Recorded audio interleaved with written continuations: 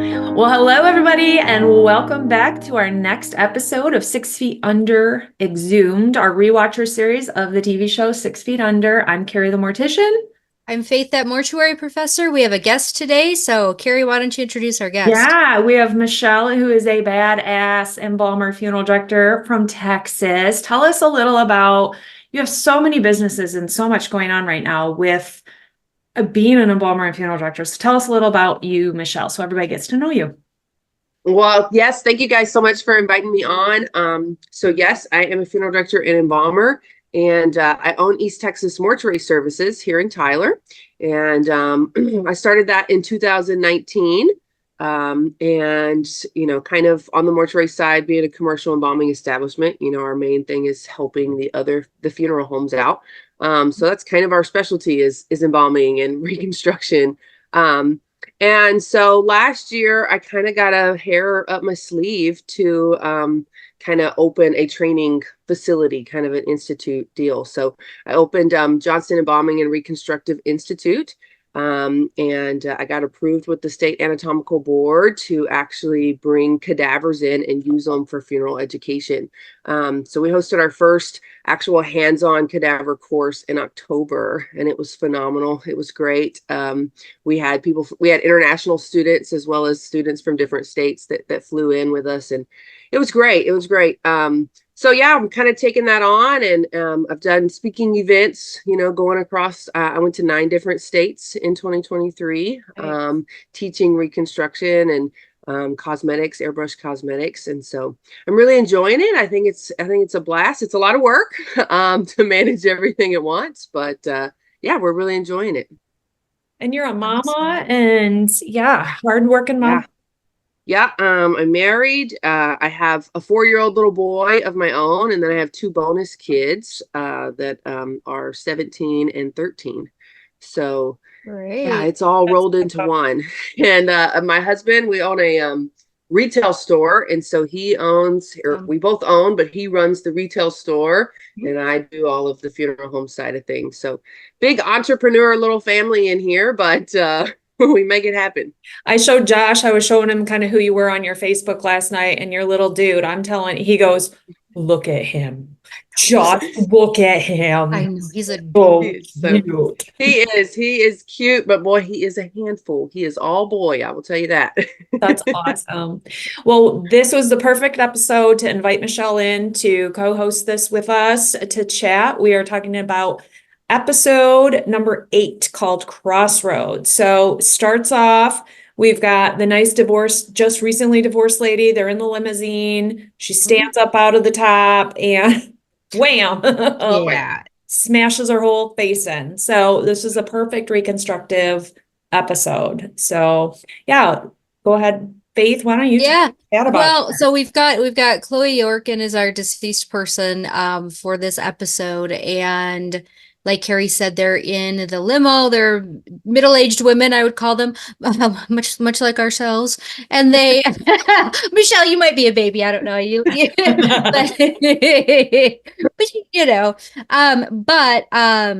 they're in the limo and they're having some drinks and they're celebrating and they have the moonroof or sunroof or whatever it is in the limo, and she stands up to kind of like put herself out on top like people do, and they're doing some kind of construction, and there's some kind of giant metal thing that people go up into, whatever it is. I don't know what it is. It's some construction stuff, and like a light post, and she just basically chops her head off on there. So then she falls back in the limo, and her friends are screaming, and that's it for Chloe. So bye-bye. Well, I'm back at the funeral home. They're having a huge drought in calls. So they're like twiddling their thumbs. I think this was the one like Nate's out sunbathing in the yard at some point, and just they're waiting. And there are those days at the funeral home.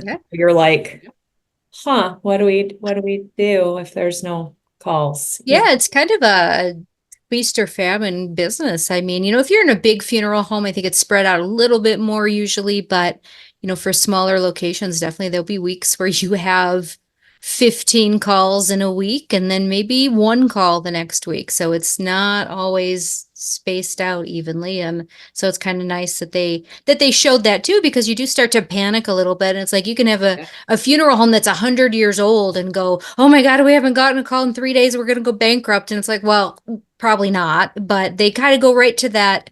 What are we going to do? What do we do? Almost panic mode when they don't have calls for a few days. And you see that in David, and Nate's just like, it's all good. Fine. It's fine.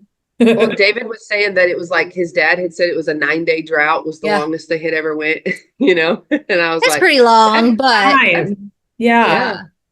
Yeah. Well, and they start trying to figure out how to fill their time or how to make money in the off season, I guess you could or the downtime, which I love that they were coming up with all these ideas, because funeral homes do branch out and they do weddings at them, or they host, different things at funeral homes. It's not as common in some areas, but others are getting a little more progressive. And they decide to have this square dancing class thing, which I think is genius. I do too. It's a good use of their space. I mean, if you've got a chapel without pews where you can move and clear space, there's all kinds of things you can do in those big rooms. Yeah. And then you've got potential clients too. I think he's like, they're old people, and then maybe they'll like us and call us when they do die, kind of. Well, they're comfortable there already. I mean, maybe they're like, they won't be so afraid of it if they've been in there. And it's a way to kind of show off your business without being in your face about it being a funeral business. There's a cemetery here that does movie nights on their lawn, and they have like a giant projector, almost like a drive-in kind of thing. They have like annual car shows there at this particular cemetery. So there's a lot of things you can do with this space, especially if you're in a building that has a lot of square footage. That it's not a bad idea. Yeah. When you got big screens, you could do, heck, you could do birthday parties and play movies or have movie nights, or there's a lot you could do, I think. There's one funeral home in town here that I think this is actually really genius of them. Instead of calling themselves so-and-so funeral home or mortuary, they just call themselves so-and-so, I won't say their name, but family services. So it's very obviously a funeral home. You go to their website, there's obituaries and all of that. But I think that branding themselves just whatever family services opens that up for a way where it's not like, oh, we're having our baby shower at the funeral home, well, it's at so family services, Or like events. I did that. I had my baby shower at a funeral home, and it was phenomenal. Oh yeah, I was going to get married at ours at a funeral home, but we ended up eloping. But I was going to get married at a funeral home. A lot of people do. It's a great space. Someone just had their kid's birthday party. They're a funeral director, and they use the funeral home for the birthday party. I'm trying to think who I saw that posted on Facebook, and they like transformed the whole place, and it was all decorated. And I'm like, it's a great use of space. Honestly, for branching out. But so we see all that. And then this is the first time Federico kind of goes to Kroner as well. And we see the central embalming location, and kind of we see all that. Can we just talk about how that is not what a central prep facility looks like? Maybe in Tyler, Texas. I don't know. Does your place look like that, Michelle? I'd be surprised. Absolutely not. That's what I said when I first saw it. I'm like, that is not the way this that is like a looks. spaceship looking in there. I'm like, what is this? Yeah, tell us what a central prep or even a large care center looks like. Yeah, at least mine and the ones that I've been in, you know what I mean? I've got a large 5,000 square foot metal building, you know what I mean? And it's got large garage doors so that cars can come in and park. And so it's definitely not the way that one looked by any means. But, like in our place, we have the actual crematory sectioned off in one spot. We've got a large refrigeration unit, and then the prep center, like the prep room. At this point, I've done, several expansions, so I've got different tables, but, the prep room, like at our place, everything's lined up together. All the tables are lined up, all the machines are lined up. The section over here on the wall is just all of your fluid, so, a whole lot different ball game than the way that looked, but I just had to laugh. it was nice for TV purposes, but yeah, that's definitely not at least I what mean, ours they did. were wearing PPE. I guess that's a good thing, right? But Yeah. it's like, oh gosh, I mean, it's not this. Maybe some of them are, but I've never seen one that looks. I mean, that looked like something from Star Trek to me. It Well, was 'cause they're just all so pointed to funny. the middle, all the, I know, it's so I'm like, I weird. would run into You have to everybody, be I able feel to move like. around your station. Did you notice the fluid? All the fluid were in individual plastic sleeve bags. The one Yeah. section of fluid they showed, and I was I like, noticed that. why is the Huh, it's fluid interesting. all in little bags? Like, why, what? I have no One idea. of the things that it just reminded me of about, we're all educators, about prep rooms is that, they're clean, at least the good ones, they're clean, but they are not surgical, sterile environments. And so one Right. thing, at least for me, I don't know about you guys, when students in my case, when they go into like the prep center that we do our embalming labs in for the very first time, it's almost like they're shocked that it's not some kind of like thing that looks like that. They're like, oh, there's different people in and out, and they take something and they leave it on the counter, and then there's mess, and then you got to clean it up. And it's just, to me, Right. it was kind of like, oh, we're perpetuating that idea that like everything's so sterile and perfect, and it's TV, but it's not. It's a working operational place where people are moving and doing different things at once, and different supplies are out, and it's noisy, and um Yeah, and just further than that, it doesn't need to be sterile. It's no. not one of those situations that everybody walks in and we instantly have to wash hands and wash Right. up to your elbows and sterilize things. Yeah. It's just not that environment. Well, and to have that many people in there operating at one time, and if that many embalmings were going on at one time, I feel like the ventilation that has to be going on in there Oh yeah. Yes. for like 6 bodies being embalmed at once or something. I'm like, that doesn't seem to be very good. It's very costly, Oh my gosh, yeah. right? But so he Big time. goes in to do a consult for one body. And I think that was their, of course, way to try and get him in the door and show him all the fancy things he could use and stuff. Mm. And he goes back to the guys and is kind of excited because he has this body now, Chloe, who is going to be a challenge and is kind of excited about all that, which is kind of fun. So, what is the most extensive reconstruction you've done, Michelle? Oh goodness. I mean, I would say not necessarily the way that one was shown. You know how they showed it was just kind of her chin up Yeah. and there was nothing else left. The way that showed on TV was as there was no bone structure at all left of her whatsoever. And so I haven't had it that extensive, of course, that there was no bone structure left to work with at all. But I have had, for instance, one of the more prominent cases was a small child had been backed over. Their parent had accidentally backed over them, and so ran over their face. And so I have had a situation like that I would say is on the extensive side of kind of looking close to what that kind of showed us, Yeah. So yeah, I can definitely kind of empathize where, he was looking around and he was telling them, we're going to need mastic compound. I'm going to need wax. I'm going to need plaster of Paris. And he just listed off all these things that he's going to need. Mhm. And I kind of empathize with that I've been there where I'm just like, make a list of everything I'm going to need before we ever even touch anything, Yeah. go get all of your supplies laid out of what we might need, as well as before you give a price quote of Yeah. seeing, here's what it's going to take, man. I know I'm going to need at least these things, and here's how much these things cost long before I can give you a price of my time. What's the most unusual thing you've used in a reconstruction? Maybe something from like Hobby Lobby or Home Depot, or something that we use just in daily life that people may be surprised to learn can be used in a reconstruction. Oh yeah. So, wooden dowels Yeah. is a big one. Like he said, plaster of Paris.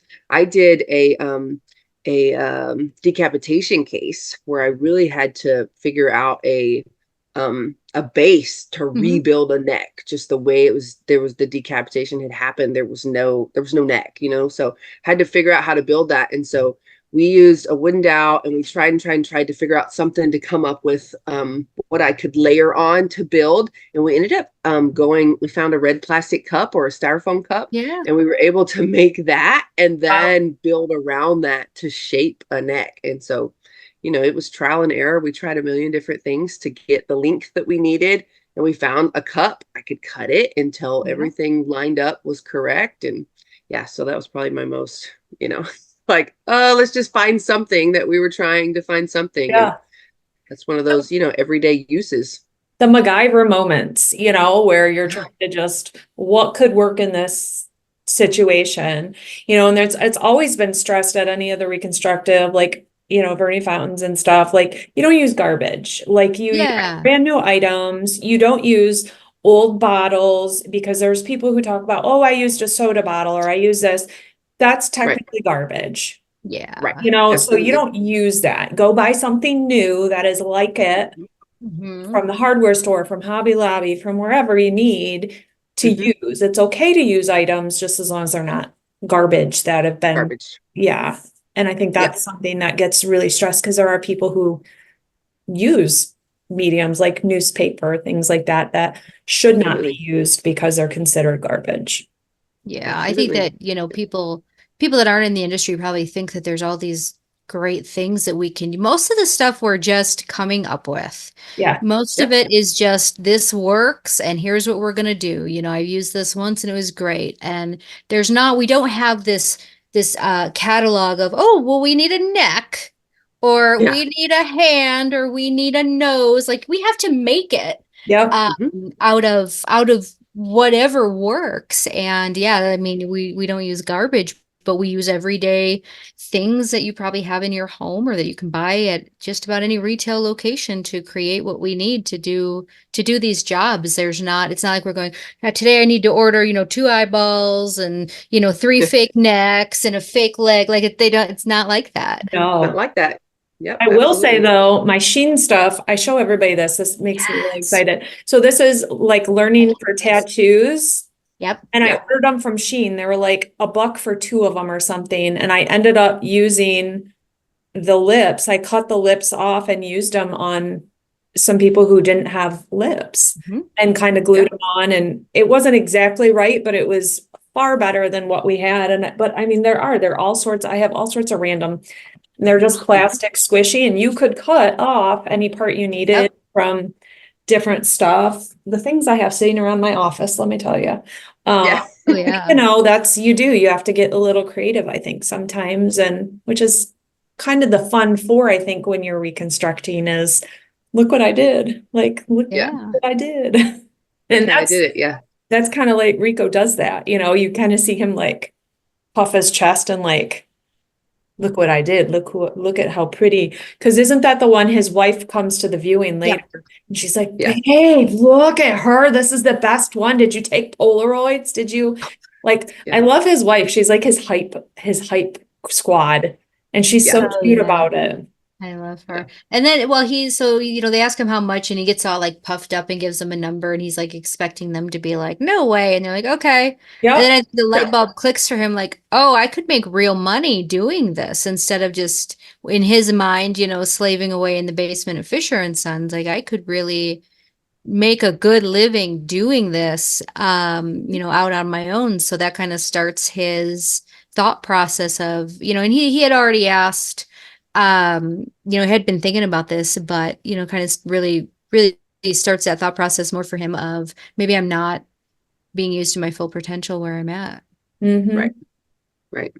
Well, and even the brothers had said to each other, he's finally realized with what he's worth, and he's worth more than what we can pay him. And I was like, that happened to me one time, that same mentality of just being like, I could do so much more than what I'm able to do here in the closed box. So I saw that. And now being an owner, even, there's times that, I've promised myself, hey, don't get mad when somebody comes and says they found a job somewhere else that's better for them. It's more than what I can do for them.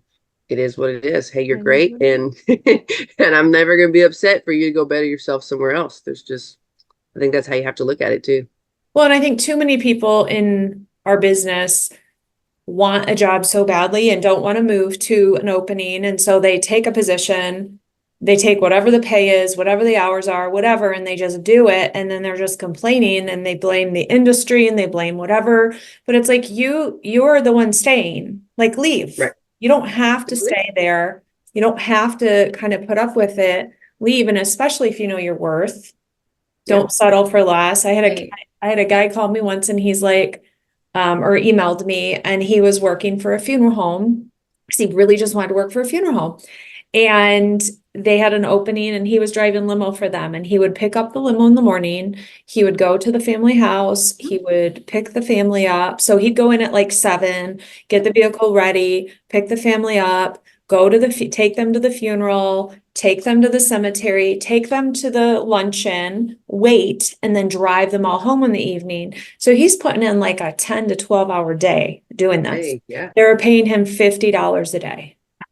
And I was like, why are you still there? And he goes, because I love what I'm doing. They just won't pay me. And I'm like, then you need to leave and go somewhere that they And will. they're gonna have to have somebody's gonna have to do that job. So it's you know, I don't want to go on too much of a soapbox about this, but it's kind of what I do. So, you know, when you need a job in the industry, when you want to get into an industry, I think we've all taken shitty jobs to get in. Yeah. You know, and we've worked there for, I don't know, a couple months, a year, maybe even longer, but it was kind of like, this is what I have to do to get a start and then, you know, see what's right for me. And there's nothing wrong with that. So will you maybe, you know, have to take a job that's not ideal, that doesn't pay well, that's not what you really want to do long term just for experience and to have something? Yes, probably. But, you know, like that guy, sometimes I feel like our industry does this thing where we tell people, well, you're not in it for the money, you're in it for the love of helping people. True, but it's also a job. Like you can't live on helping people. That doesn't pay your bills. And so we have to have this reckoning, you know, in the industry of, yeah, this job is about helping people, but also there's not going to be anybody here to help them if they can't feed themselves. Right. Yeah, Exactly. $50 a day, that's wild. But it's people like that stay in those jobs that continue to make that okay because they don't leave. And then it's going to be, well, so and so did it for $50 an hour. What do you mean or $50 a day? What do you mean you want $20 an hour? That's nuts. Well, I mean, you're going to have nobody pretty soon if that's what we're just going to keep perpetuating. Well, and I think the Fisher boys are terrified right now of having their business be successful. And so they're trying to keep their purse strings really tight because they're terrified of not having money and Kroner and all this situation with Kroner and stuff. And we find out in this episode that Kroner is the one that actually burned that house down across the street themselves, that they had bought, that they were blaming everyone.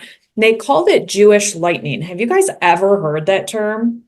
I hadn't heard that term before the show, but apparently it means when you, I don't know, create your own insurance scam. I don't know if it's an insurance scam or a fire thing. I don't really know. We should look it up. We should look it up before we say anything because we'll say something totally wrong. I know, I'm Googling. But, yeah, Google it. But no, I mean, they burned it up for the insurance money. And you know, that kind of came back up that they did it to themselves. It wasn't anybody else doing it.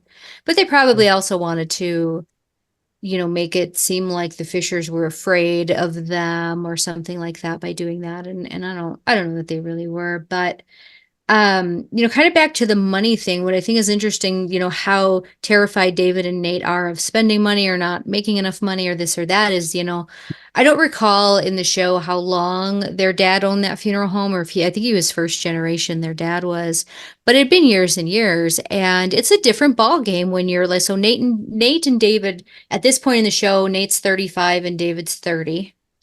And you think about money a lot differently than your dad, who is maybe 60, who had already put 30 to 40 years in and probably, you know, wasn't as concerned about it because they had that experience. And now they're trying to run this business that they never really understood the financial aspect of. And it's a lot scarier for them, you know, maybe than it was for their dad. Yeah. And they're, you know, they can't really afford what Federico needs to get paid, but yet they need him. So, and we find out later they kind of figure that out eventually, but Yeah. it is kind of a part of what they have to go through is him deciding if he's going to leave and the money part and what they're going to do. And so it says Jewish lightning is, first of all, highly offensive, obviously, saying, calling something like that, but it just means a fire which is deliberately started to collect insurance money. No, there we go. There you That's about as straightforward. Straightforward. Oh my gosh. Yeah, so we've got the restoration is amazing. You know, of course, Chloe turns out perfectly looking like she did before, you know, perfection to a T, which is never going to be perfect. I think that was a little unrealistic. Like, I don't know. I mean, she might have looked good comparably, but the likelihood of making her look like they showed her in that casket, I don't know. No. I don't know. Yeah, it was entirely too perfect. It was too perfect, is what right? I said. Yeah. There was no no imperfections at all. So what would you have done for that? Would you have just done a wig? Would you have tried to do some kind of like hairline, restoration and then a wig? Or like, what would you do with somebody that had basically no head and you have to now give them hair? Yeah. So anytime something like that comes up, if there is a lot of hair that we can still use, then of course, I would always try to do some hair restoration. But typically what you see in those cases is after the trauma has happened and then they went for autopsy, then they were in the body bag for, who knows how long, everything's matted, if there's anything left much at all. And so typically what I find is then when we get it back, a lot of times we have to say, hey, we need to go with a wig just because if there is any hair left, the hair that is left. It's completely, it's unusable. We can't, you could sit and wash it and clean it out and try to get the mats out all day long, but it's just not, it's not usable anymore for what we need it for. So if that a lot of times if that had been a bald man, then what? Great. Yes, I knew you'd say that. A bald man is phenomenal. Yeah. Cause then you could do your full reconstruction.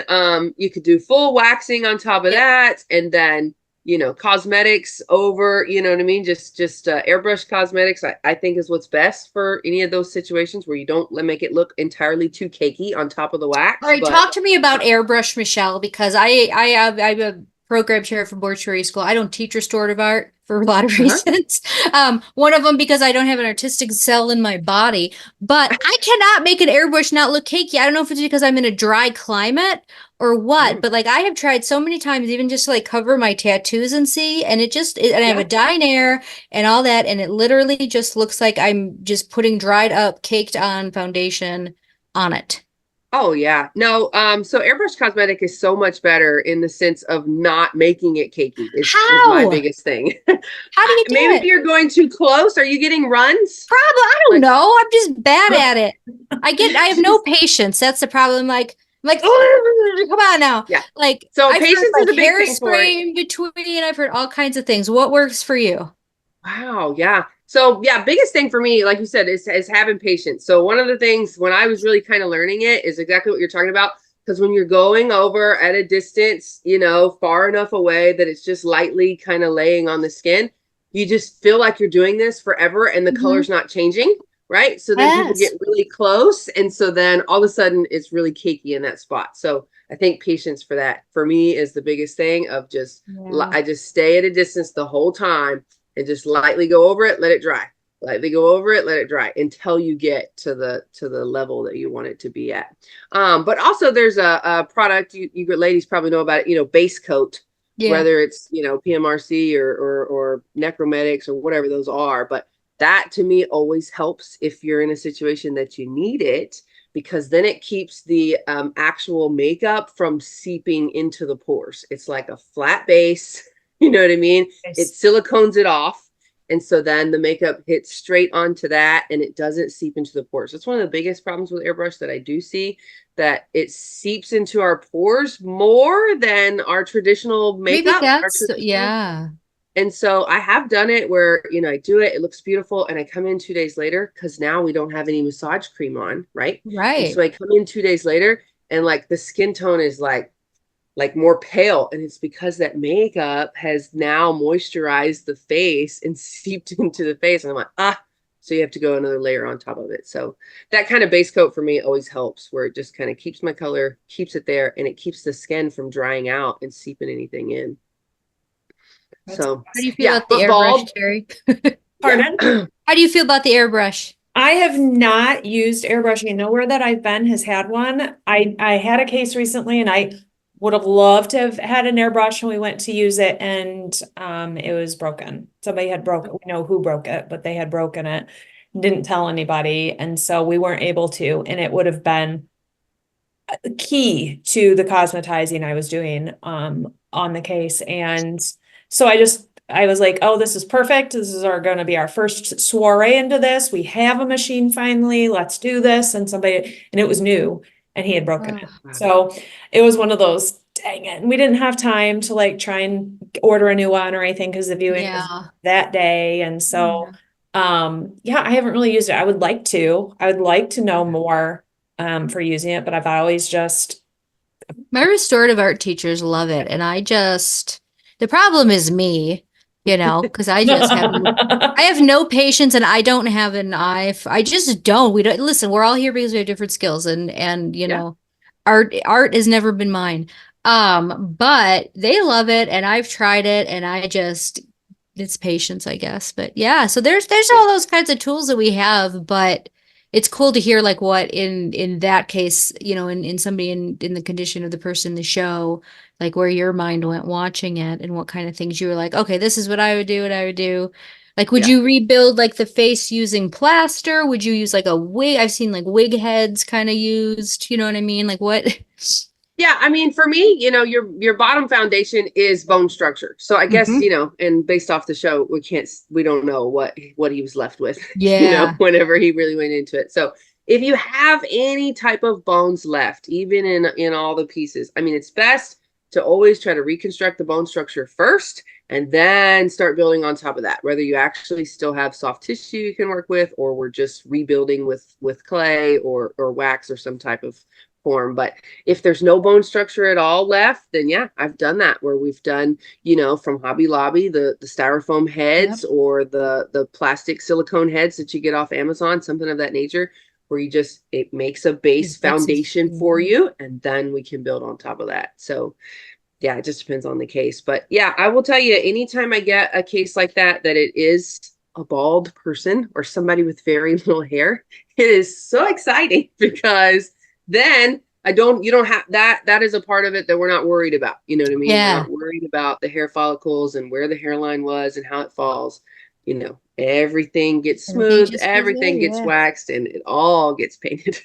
So in this show, I don't remember how long you told them it would take. If you were presented that case, and again, we realize it's a show and there's so many variables, how long would you think that would take someone like you, or maybe, you and a assistant, whatever you would have? How long would something like that take?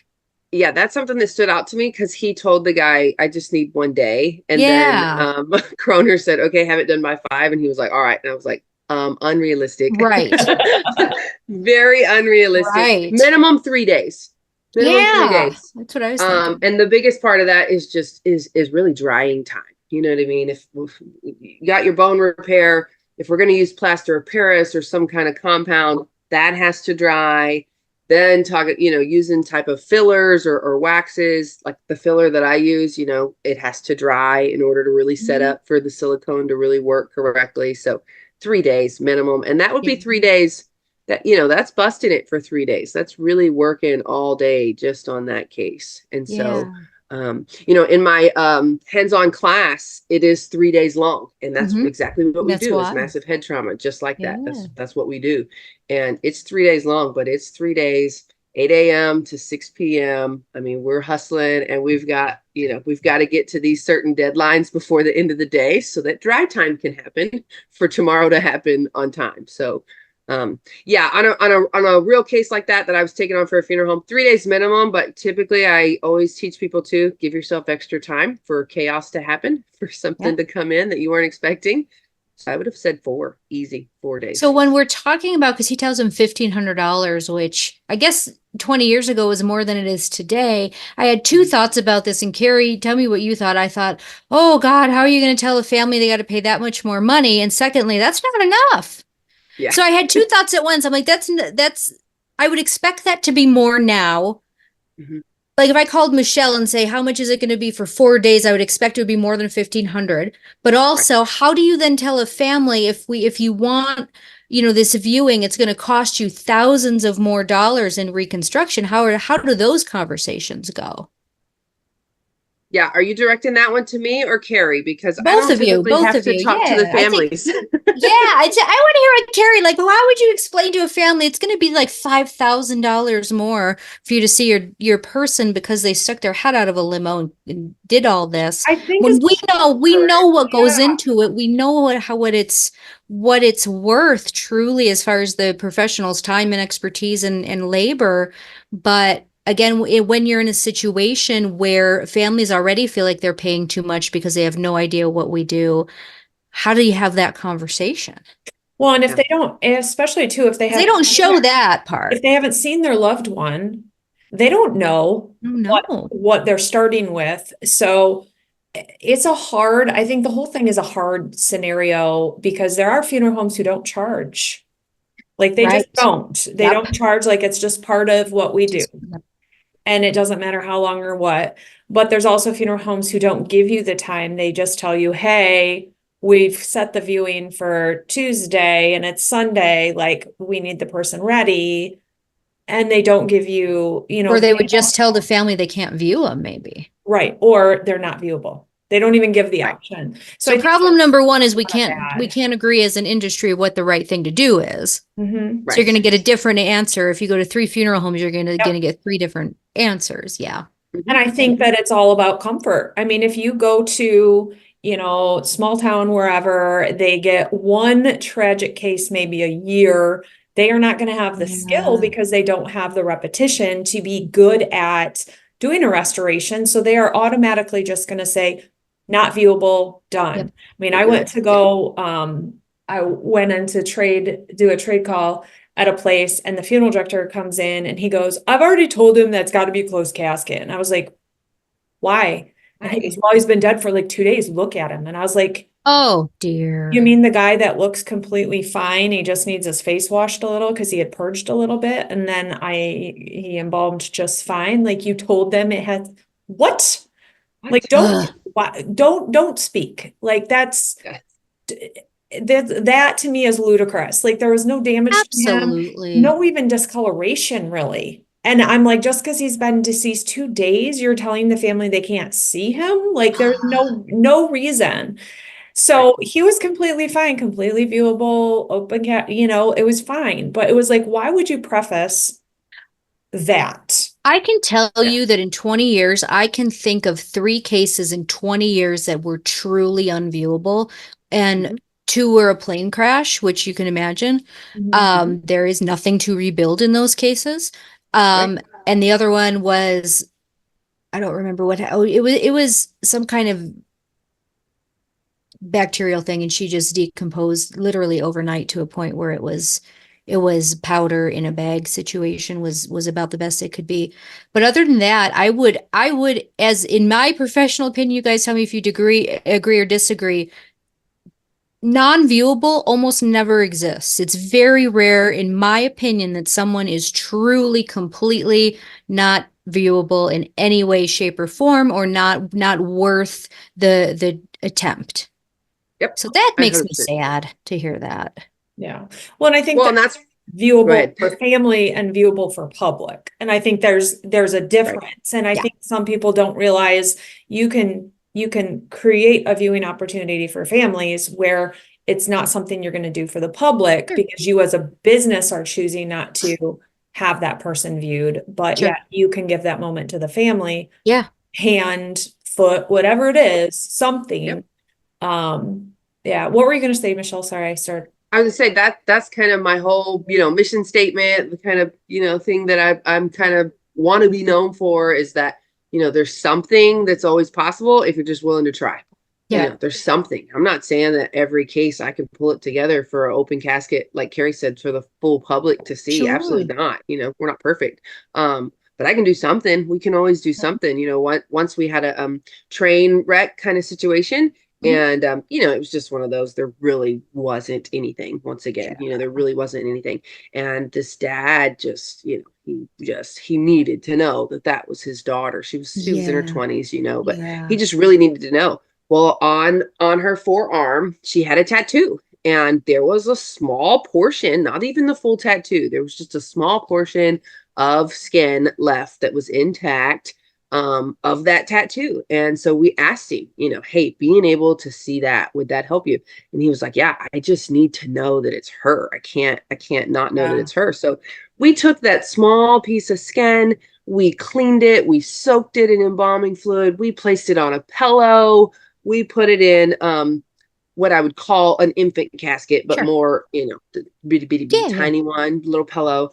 And he was just so grateful. You know what I Oh, mean? For him, that was closure. That was a viewing to him. And so, no, it wasn't any reconstruction, but there's always something that's possible there's always versus just telling a something. family there's nothing we can do. I've That's just not had what's true. interesting about that, we talk about viewing and not viewing, and I don't think we'll ever agree on that in our industry, but I think that I can recall two cases where the families insisted on seeing the person before we did anything. And then they had a full reconstruction, which Mhm. of course you don't want to be like, you don't want every family to be like, well, you need to see him before so you can appreciate what we've done. But I What can you tell wanted me to you, do, though. I did one of those cases I did myself and it was incredible. I did that obviously with the help of other people I worked with, but the other one I didn't. But you know, I that always surprised me too when families want to see what happened to them.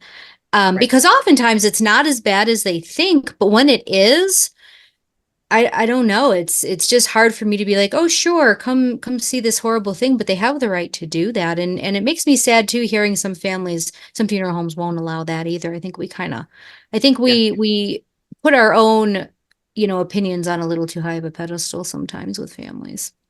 Oh, absolutely. and that's something I talk about in my videos, that you have the Mhm. right, that is your loved one. And if you Yeah. have a funeral home who won't help you to see your loved one, if that is truly what you want, then you can go to a different funeral home. Mhm. Like Right. you can call somewhere else. And it's not the most popular opinion that I say that out loud to people, but that is the right and that is what they should get to do. And I know there's been times early in my career where I had no skills. I had no, working with families and different things where we said, the funeral home was like, yeah, they can't, the owners and stuff were like, they can't view them. And I didn't see any potential. Where now, if I had those deceased, totally different and would have handled it totally different now. But you don't know until you gain experience and you go through things and you consult with other people and you see what can be done and you go to trainings and all this. And I think that's part of it is, you have to learn over time, and you don't always maybe make the best decisions for a family if you don't have the skill, you don't understand the situation, you don't feel like you could do it. It's a you thing, it's not a them thing at that Yeah, point. that's an Wow. interesting conversation for maybe a different kind of episode at some point, but just like what should the baseline expectation of any funeral home be that they can do before they have to seek the skills of someone more skilled for a lot more money? Like how much should any funeral home be able to handle on their own, just as part of their general pricing for Yeah. whatever before they then Right. have to, because you brought up that a little while ago and it's so true. Some funeral homes, they just do that. It's just part of their embalming charge. They just see it that way and they have, the skills to do that. And then you get into the point where it's like, well, then it's maybe an extra whatever an hour, but what draws the line between this is a regular case that we should just be able to handle and now it's something more versus now it's something even more where we have to call, someone like Michelle, to come and do that. Right. I don't think that's very clear. Yeah. Yeah. Yeah. Absolutely. And one of the things I see with that, especially when you're talking about money for that, Hmm.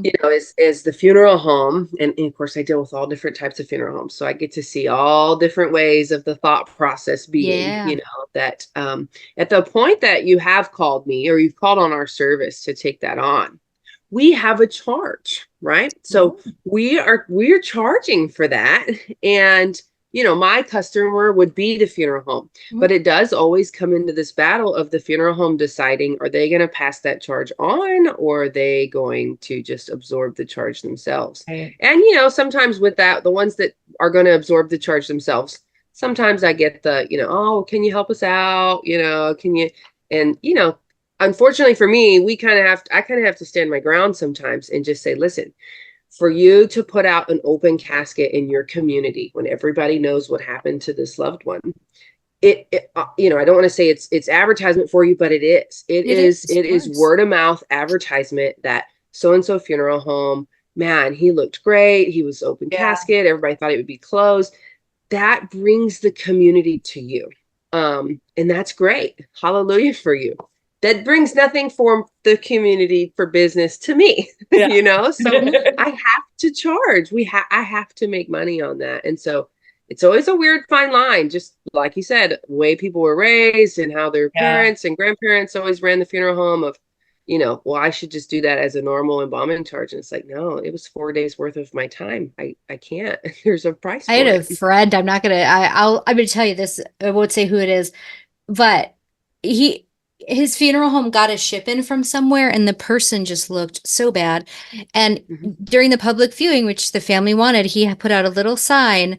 Mrs. Smith was prepared by blah, blah, blah funeral home in whatever city and state. And I just thought that I loved it. I'm sorry I did, because how people they just assume it's you that does the prep because they have no idea how things work behind the scenes. And then you get someone from another funeral home that, they died somewhere else and were sent to you for viewing, and they just did not do a good job, and now you have to have people assume that was your work. I'd never seen that before, and I was like, you know what?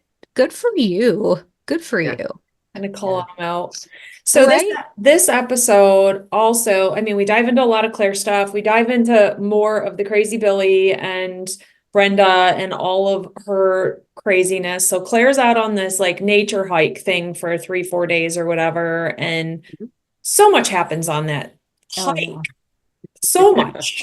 I mean, she kind of makes a friend. She gets in trouble and gets kicked off it for smoking weed while they're hiking, and the one girl's having sex with the instructor guy, and just all sorts of crazy train. I don't know that it added a lot to the Claire storyline, but it was filler, I guess, for her for the episode. It was kind of just like, what did you think? Yeah, it was kind of like showing how she becomes friends with that Parker. Or whatever, and maybe a little bit of how people aren't exactly what they seem, because they had some assumptions about each other before they were on that trip together. But yeah, it's just kind of, she goes on a trip for, I don't even remember what it was for, troubled teens. I don't know if that's really what it is or not, or just something.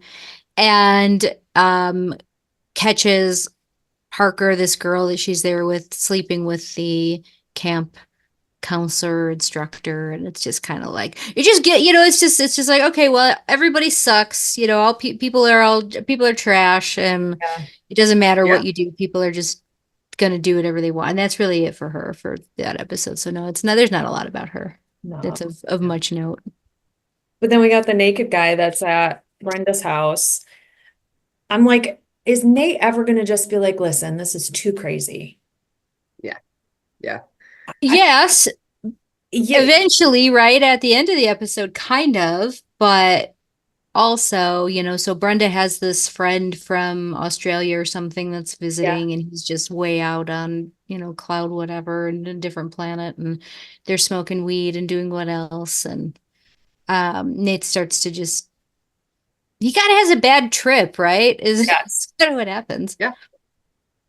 Well, and he calls her out because he's been sleeping in the bed with Brenda while he's been staying there. I think that's weird. It's weird. Everything about her is weird. Everything about her is weird. But she's like, well, I'm not going to make my friend sleep on the floor. You have a couch. Yeah. You guys clearly have money. You have a pull-out couch. Like, get an air mattress. I don't know. I mean, that's clearly more than a one-bedroom house, isn't it? I don't know. I'm looking too much into stuff. But yeah, I was like, what? She just does a lot of really not respectful of her relationship stuff. And Almost Nate on purpose. keeps coming back for it. Yeah, I think she's like trying to see how far she can push him almost. Yeah. Mhm. Yeah. I would think Yeah. so. I don't know. What do you think, Michelle? Yeah. Yeah, I totally agree to that. She's way out of line. She's not respectful of being in a relationship at all.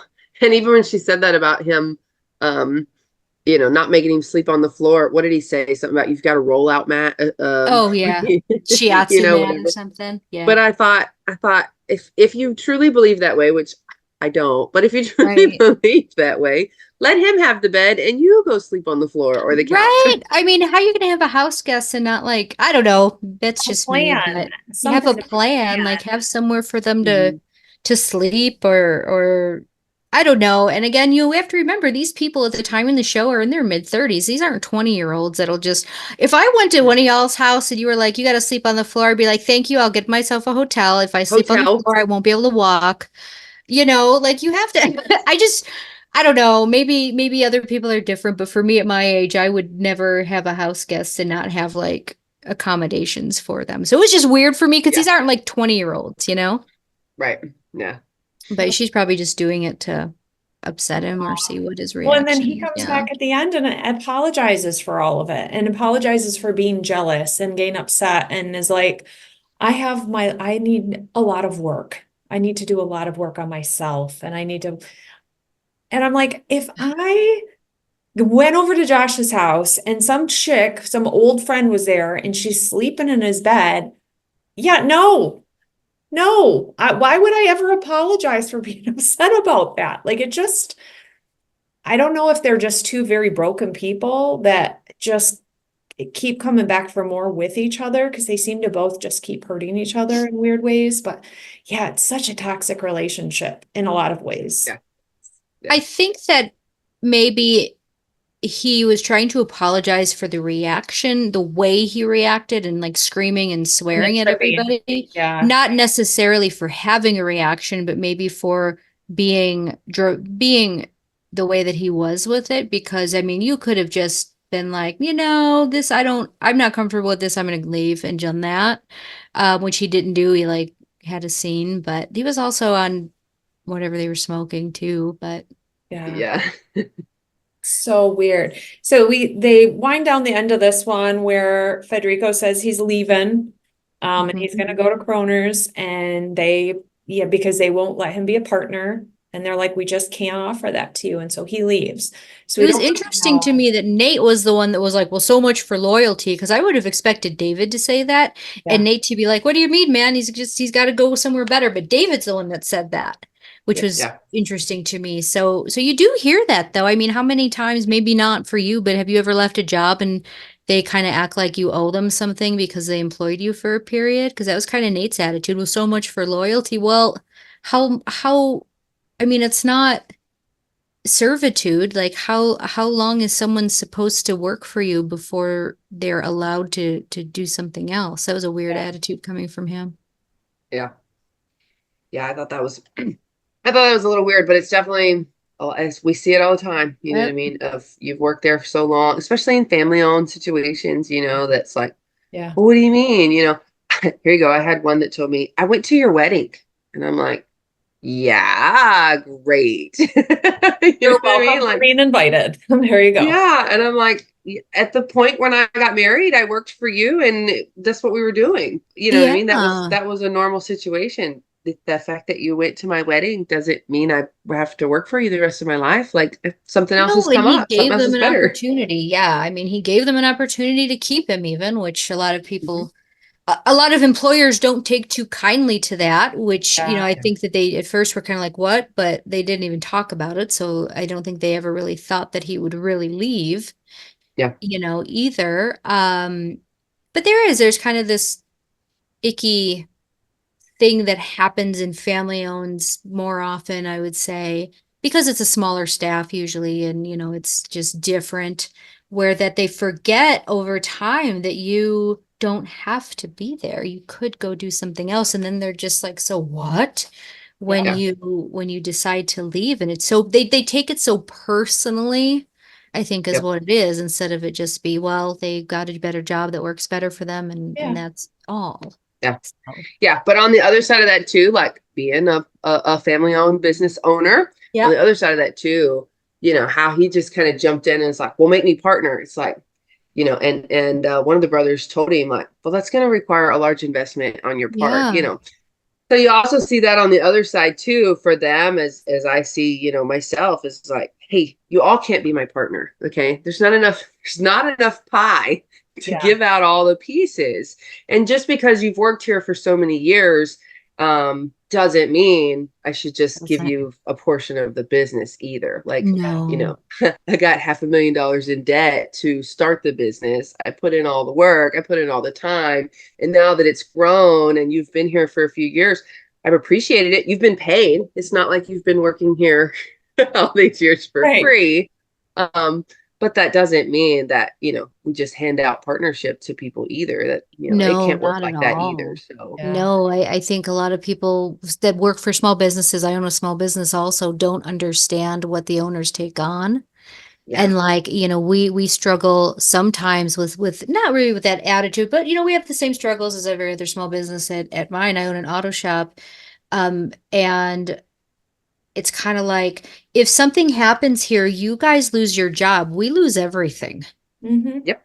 And there's just a different level of responsibility and stuff that goes into just owning something that you can be the best employee for years and years, but it's not the same as being an owner. You can walk away. I can't. Like my entire all my financial future is in this place, and you're get your check every 2 weeks, and it's just not the same. So yeah, there is that disconnect between in small businesses, the owners and the employees thinking that they deserve ownership because they've been loyal, which I guess means they've done the job they've been hired to do. Yes. Yep. It's like, is he wanting more money by being a partner, or does he just want, I think he wants his name on a sign. He keeps saying, like, I want my name, but it's like, okay, why don't they at least offer him something more for what he is doing, more recognition, more something, but it's like either all or none. Well, it's when they're weird. at that casket looking at that lady, his wife says something like, they treat you like a migrant worker.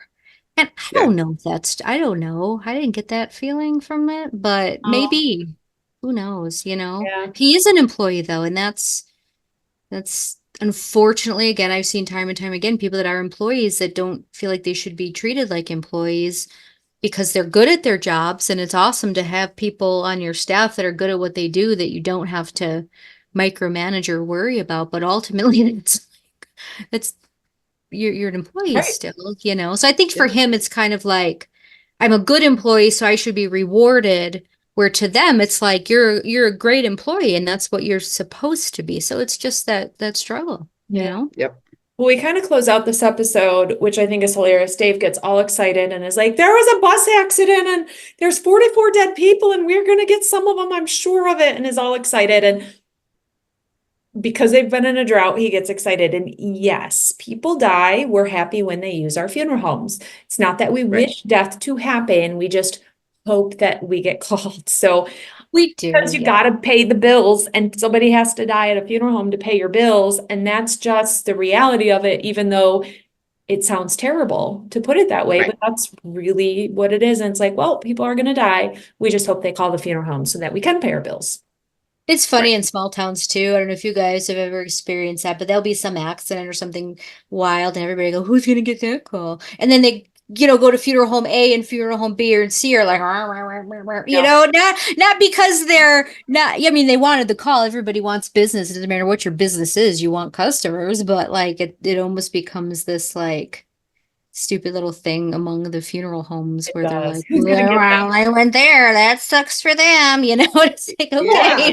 Do you guys ever, you see like a celebrity die and and you go, ooh, all the time, all the time. Wonder who's getting that call. Did we get the God. call for who so-and-so? And you kind of go, ha ha ha ha. Like, did they call us when Betty White died? Ha ha ha. Kind of thing. And it's just like a little stupid joke, but you keep doing it. You keep doing it. I know. Oh, well, How about I worked at a funeral home one time that the first thing you did when you got in the morning was looked up the other funeral home's website to see oh what, gosh, yes. like that was a thing, and it was just like, Yep. why? And of course now I'm like, why do we do that? I don't do that. I do not care what my competitor got in, but that was just a thing to hurry up and look at the website. And for our funeral home at the time that I was working for, it was a thing. If you got a call at 2:00 in the morning, you logged into your phone and put in the deceased name just with pending so that the other guys in the morning knew that you had it. That's hilarious. Lord. Well, it's I mean, like, it was just, it's it like was a the thing. number tracking. It goes back to the old school that, you'd go to a conference or anything and you'd see all the old white dudes. I hate saying it like that, but that's kind of how the industry always was, old white dudes. And they would all go up to each other and it wouldn't be like the first question would be like, so what number you have for the year? Yeah. What's your call? And they just like look at each other because it's like their status symbol of how many calls they have done for the year. Yeah. And it's like, well, that's pretty irrelevant now. But that older generation, you still hear that conversation at conventions and everything. But those numbers don't mean anything now. Oh, have you ever had the pastor in the town die? Because you can only go to one funeral home. Oh gosh. They're battling over Oh, they get Oh. so pissed off, because like, well, we do funerals there 3 times a week. So do they. Yeah. Yeah. Man, like, or And if then they it's, call the other town. They call yeah. it like 3 Yeah, times. or unfortunately, I've seen this happen a time or two where it's like you own a funeral home and like somebody dies and they don't go to your funeral home for whatever reason. Mhm. And that can be difficult, I mean, your Yeah. assumption is your friends are going to use your business, but they don't always. Yeah. Yeah. But yeah, I know. remember that. They would get mad about who got, there was some kind of thing in the news and it was like, well, who got that call? Oh, wow. Okay. Well, and it's some of those too, like when it's your friends, and like you said, you kind of assume they'll use your friend may not be the one that gets to make Totally. the choice. Yeah. You see that a lot. It's like, You need well, a her grandmother predate died. somewhere. Maybe who Yeah, knows? well, Million your reasons. friend's grandmother died. Well, she's the granddaughter. She doesn't get to decide where we go. No. You know? Not the decision maker.